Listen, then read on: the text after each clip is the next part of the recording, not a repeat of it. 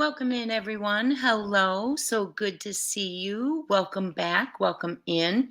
Today is Tuesday, October 15th, 2024.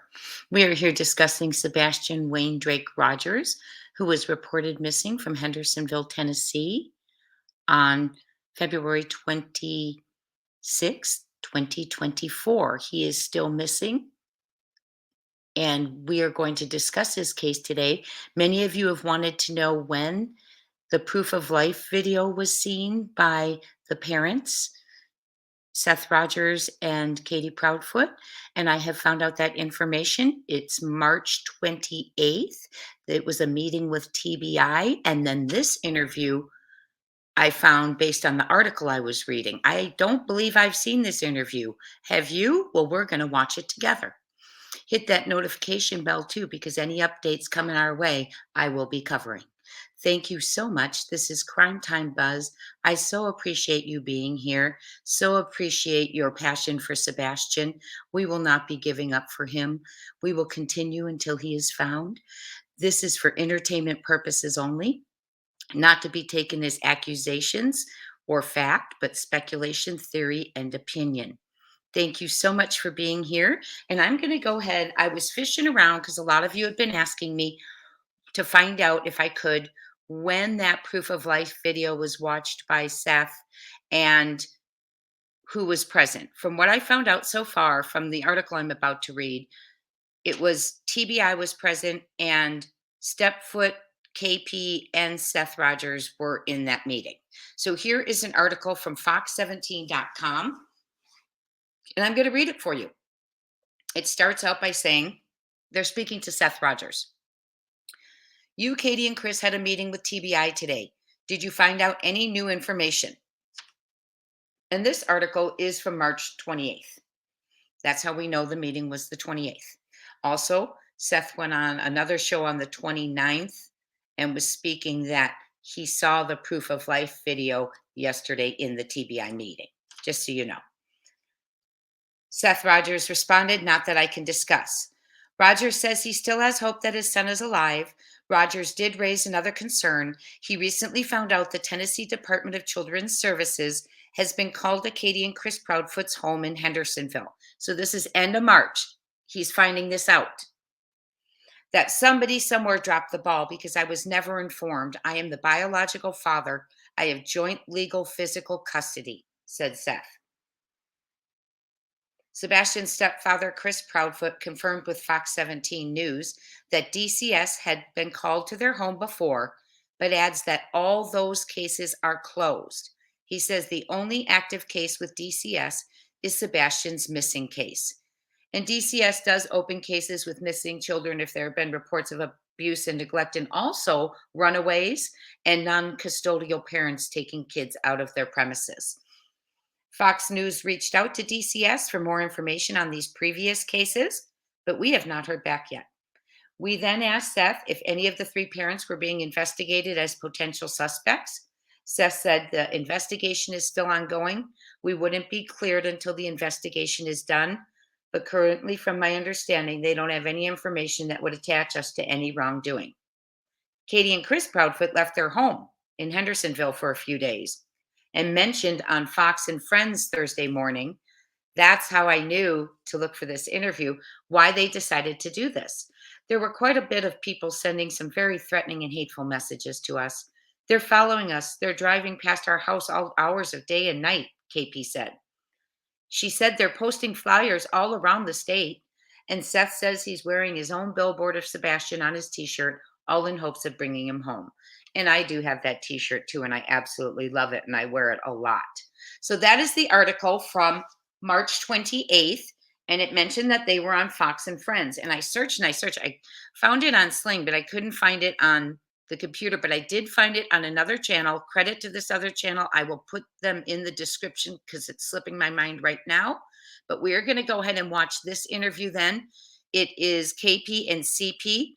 KP's in remote from Memphis, or CP's from in Memphis remotely, and KP's at home, I think. Let's look at that. Let's take a look. At least that's what it's alluding to. search for a missing autistic teen gone for more than a month now. Growing more frantic, 15-year-old Sebastian Rogers has not been seen since he left his Tennessee bedroom barefoot with a flashlight. Joining us now, Sebastian's parents, Katie and Chris Proudfoot. Katie and Chris, thanks so much for joining the program this morning. Yeah, he's in the RV. Thank you. Thank you for having us. So, Miss Proudfoot, you put him to bed. You heard some noises in there. You told him to knock it off. You got up the next morning, and you haven't seen him since. Where do you think your son is right now? Honestly, we don't know where he is. But now we haven't found any substantial evidence to locate where he's been or where he went. That's why we're pleading for help for anyone out there that might know something or see something that could help us find him. Ms. Proudfoot, was Sebastian a runner? Did he have a history of running away from school or running away from home anytime before? No, he didn't have a history of running.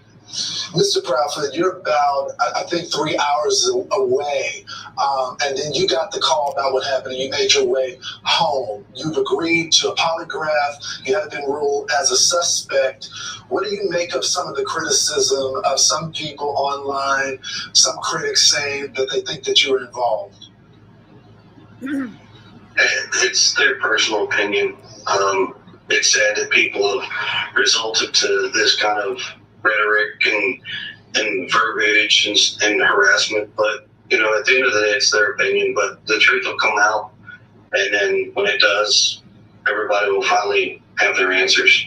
Ms. Proudfoot, did your son Sebastian have any friends that you think? Did he have a cell phone? Had he made any type of contact? Not that we know of. Ms. Proudfoot, you did decide to leave the home and you went to go see your husband, which I said is about 3 hours away. And some people have said that, you have an autistic son who's missing. Why would you leave the home? Can you give us some insight on why? Her answer here bothers me because, in my opinion, it's thinking of everyone else but Sebastian. It's an excuse, in my opinion, but it bothers me because she mentions worrying about everyone else, but it's not Sebastian who should be on the forefront. There are a few reasons.